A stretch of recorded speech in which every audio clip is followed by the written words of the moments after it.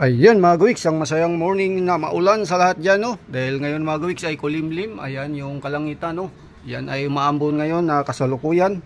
At dito ngayon mga gawiks, mayroon tayong isang Samsung Wobble. Ito ay automatic washing machine. At ito na naman ay ating nabili sa Kalakal. At ito ay ating gagawin ngayon, no? Una ay siyempre diagnose natin kung ano yung makikita natin dito na posibilidad na pwede nating magawa dahil sa sira. Kung ano ang sira ay atin ang malaman ngayon. At ito ay nakasaksak na, no? Ayan yung ating extension.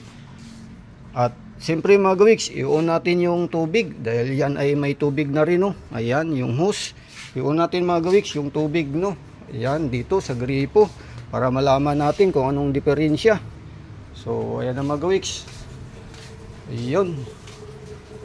So una nga ay di pa tayo nagpindot ng power. Meron ng lumabas na tubig, no? So open na yung kanyang water inlet valve dyan kasi wala pang power, nag-on na siya, no? Lumabas na agad yung tubig. So yan yung unang sira na ating na-diagnose ngayon. So i-on natin yung power mga gawiks. Dapat pag on natin ng power at pag start natin sa setting tsaka lalabas yan. So ito yung power. So yan. So water level nya okay na yan. So pindot natin sa wash, pindot natin sa rinse, tapos sa spin. So tatlo. So isa-isa lang tayo mga gawiks. Doon lang sa number 1 dahil diagnose lang naman to. So ngayon dapat sa ganitong setting mga gawiks, bago mag start yung ating tubig ay i-start natin yung kanyang push dito, yung kanyang power dito, yan, bago yung lumabas yan. Kaso kanina wala pa tayong napindot, lumabas na yung tubig, open na kaagad. So ngayon i-start na natin to para pagka sakali man ay mag-start na yung wash dyan pagka tama na yung tubig, no? So malamang itong mga gawiks ay ito yung diferensya, no? Hindi nag-close, nag-open kaagad yung ating water inlet valve dyan. So ayan, nag-start na yung wash mga gawiks. Ayan. So yan ay nagle-level pa, no? Ayan, hindi pa yan yung wash talaga mga gawiks. So nile-level pa niya yung kanyang tab. Ayan. So yan, mamaya tingnan natin mga gawiks kung hanggang saan mapuno ang tubig, no? Kung mag-stop siya o hindi. So ayan na mga gawiks, no, nag-start na mag-washing. Dapat mag-stop na yung tubig. Ang problema, tuloy-tuloy pa rin yung tubig mga gawiks. So sira talaga, wala, hindi gumana. Nag-start na yung washing, oh. Magana yung wash nya. At siyempre mamaya i-sit natin sa spin. Sit natin sa spin.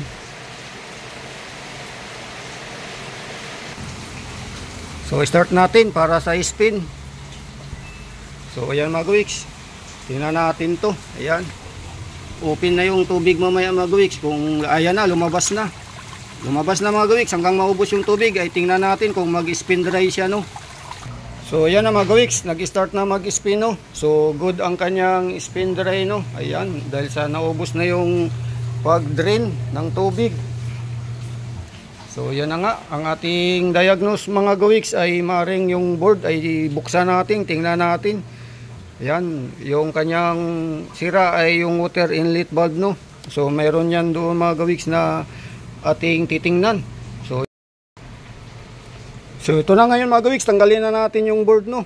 So nandito yung dalawang kanyang screw, no? Alisin natin tong cover, ayan, yung guma, alisin natin. So yan mga gawiks, natanggal na natin yung kanyang screw, no? So tinanggalan natin yung board mga gawiks.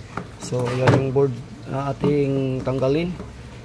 So ayan, patong natin dito sa kahoy mga gawiks. Ayan. So may screw siya, no? 4 to. So ngayon tanggalin natin tong 4 na screw. Ayan.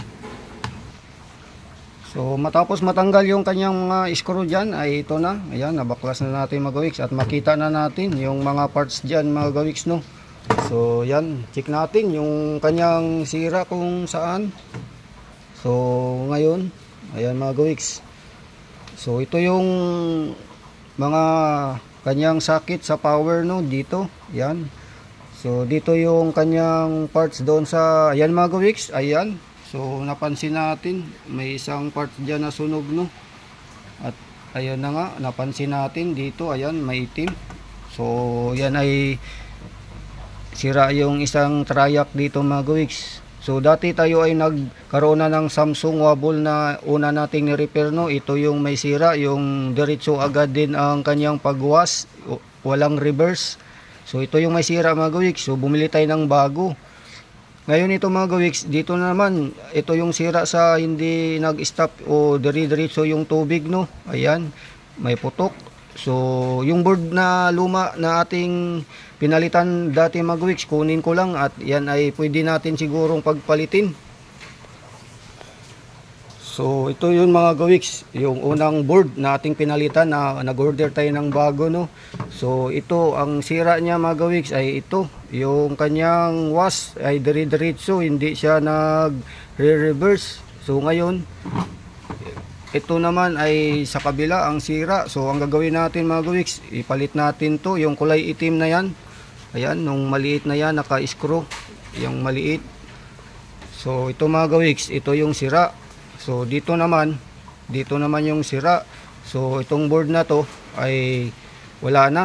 Ito na lang ang kukunin natin mga gawiks. Yan, ito yung ating alisin.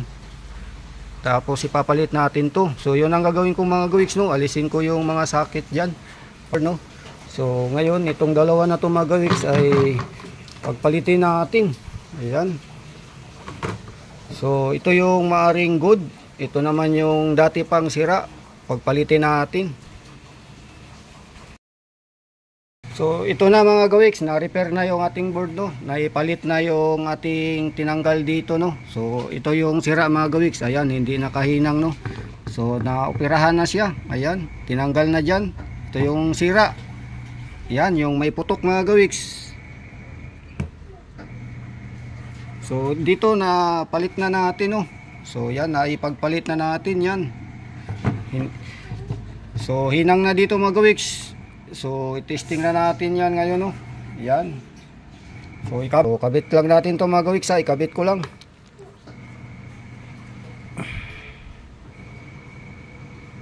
So ito mga gawiks, ayan na. So tapos na natin, nailagay na natin yung bawat sakit dyan, no.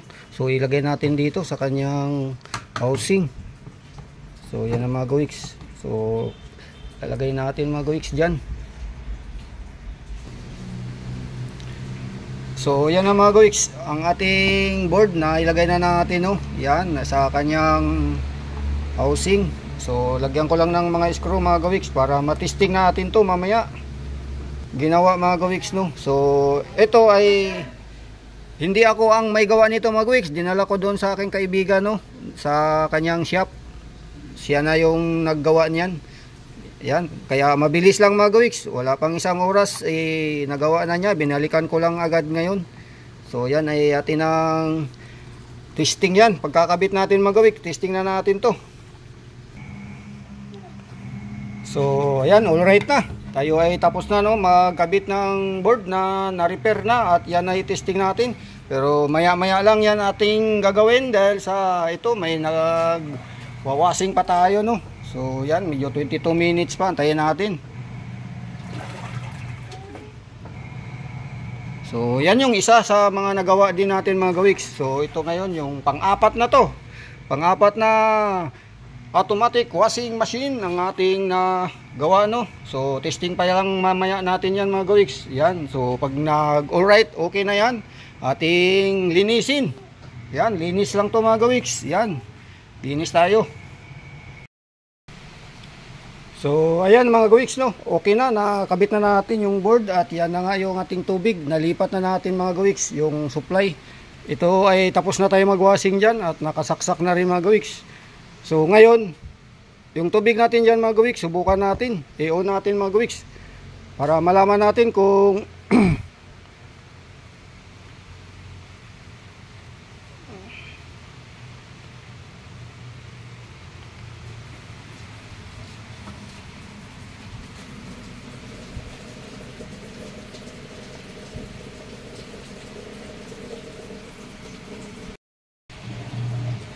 So ayan mga gawiks, hindi pa rin uminto yung kanyang tubig, no, naka on pa rin, no, kahit nag-start na washing. So kailangan na yun natin tingnan mga gawiks, yung water inlet valve dyan, yung solenoid, no. So buksan natin yung takip niya mga gawiks ngayon. Dahil sa yan ay hindi pa rin gumana kahit nagpalit na tayo doon sa part sa kanyang board. So buksan natin mga gawiks yung kanyang inlet valve dyan, ang may diferensya na ang ating gagawin. So ayan na mga gawiks, no, natanggal natin yung cover dito sa likod sa water inlet valve dahil nga sa tuloy-tuloy yung tubig. At ito yung ating nakita mga gawiks, oh. Ayan mga gawiks, putok. So ito mga gawiks, no, ayan. So yan ating nakita, oh. So yan mga gawiks, putok na siya, no. So ito mga gawiks, order tayo. So ayan yung status niya mga gawiks, no. Ayan.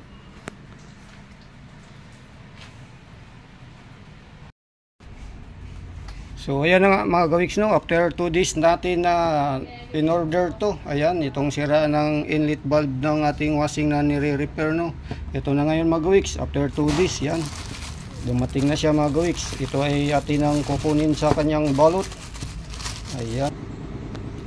So ito na gawiks. Ito yung bago na kakabit natin. Ito yung luma, no. So dito yan sa likod mga gawiks.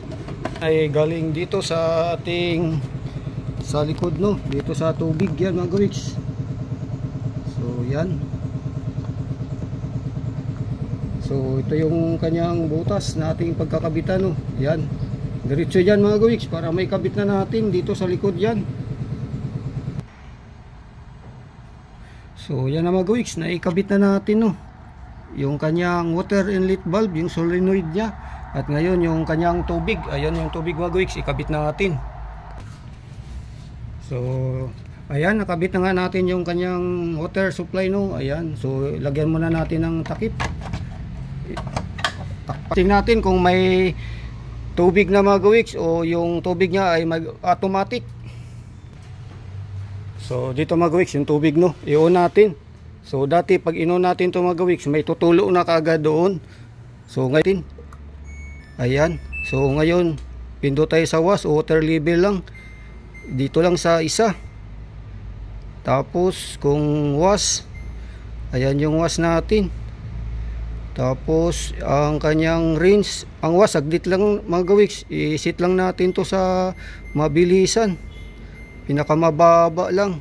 Ayun, 6 pinakamababa, hayaan mo na. So yan, rinse, spin, isa lang. So check natin mga gawiks, i-start natin ang power kung lalabas yung tubig.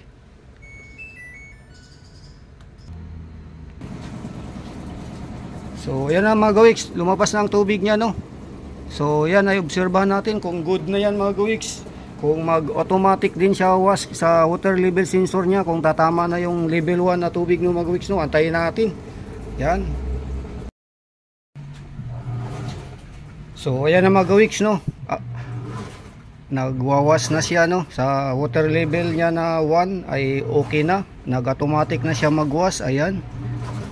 Yan. So goods na mga gawiks, antayin natin kung magtapos siya hanggang spin, hanggang sa ito ay mag-off. So ayan. So ngayon ito mga gawiks, yung ating gagawin dito ay siyempre linisin natin yan, buong paligid, buong katawan niya hanggang dyan sa loob mga gawiks. Deep cleaning natin yung kanyang tub. So ayan na nga mga gawiks, no, tayo ay natapos na sa pag-testing, no, simula sa pag-start. Yung ating water inlet valve dyan na pinalitan dahil sira, pumutok. So ngayon okay na siya. Yan. So ayan na yung kanyang ending, nag-spin dry na siya. So antayin.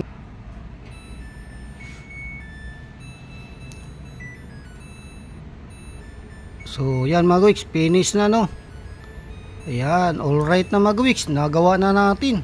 Ayan, success ang ating pag-repair sa isang automatic washing machine. So yan, bye bye, yahoo!